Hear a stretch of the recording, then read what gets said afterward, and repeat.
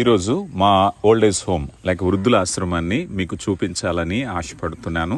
మా సహవాసం ద్వారా ప్రభు మాకు ఇచ్చినటువంటి పరిచర్యను బట్టి అనేక మందిని ఆదరిస్తున్నాం, అనేక మంది ఆకలి తీరుస్తున్నాం. ఇది రాజమండ్రి దగ్గర మిత్తుపాడు అనేటువంటి గ్రామంలో ఉండేటువంటి విశాల ప్రాంగణంలో ఉండే ఆశ్రయపురంలో ఉండేటువంటి వృద్ధుల ఆశ్రమం. ఈ ఆశ్రమంలో అనేక మంది దేవుని ప్రేమను పొందుకుంటున్నారు. మరి కుటుంబం లేని వారు, ఒంటరిగా ఉన్నవారు, నిరాధరణకు లోనైనటువంటి వారికి చక్కని ప్రేమను చూపించటానికి ఈ యొక్క కార్యక్రమాన్ని నిర్వర్తిస్తున్నాం. మీరు చూస్తున్నారు ఈరోజు మరి వృద్ధుల కొరకు ఏర్పాటు చేసినటువంటి డైనింగ్ హాల్ ఏ విధంగా ఉందో నేను మీకు చూపిస్తూ ఉన్నాను.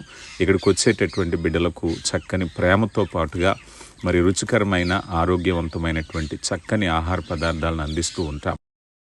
ఈ ఆశ్రమంలో ఆసరా లేని వారికి, ఒంటరితనంగా ఉన్నవారికి, వృద్ధాప్యంలో ఉన్నవారికి, ఏ సహాయము లేని వారికి, పేదరికంలో ఉన్నవారికి, ఆహార కొరతతో బాధపడుతున్న వారికి ఇక్కడ ఉచితంగా మరి యొక్క కార్యక్రమాలు ఆసరా ఇవ్వటం జరుగుతుంది.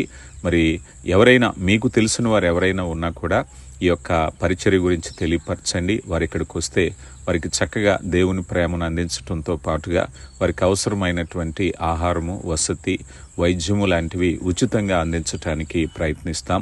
ఈ సమాచారాన్ని మీరు అనేకులకు అందిస్తే ఎవరైనా అవకాశం ఉన్నవాళ్ళు సద్వినియోగపరచుకోవటానికి అవకాశం ఉంటుందనేటువంటి విషయంతో ఈ వీడియోను చేయటం జరుగుతుంది. మీ ద్వారా ఈ వీడియో అనేకులకు అందించబడాలి.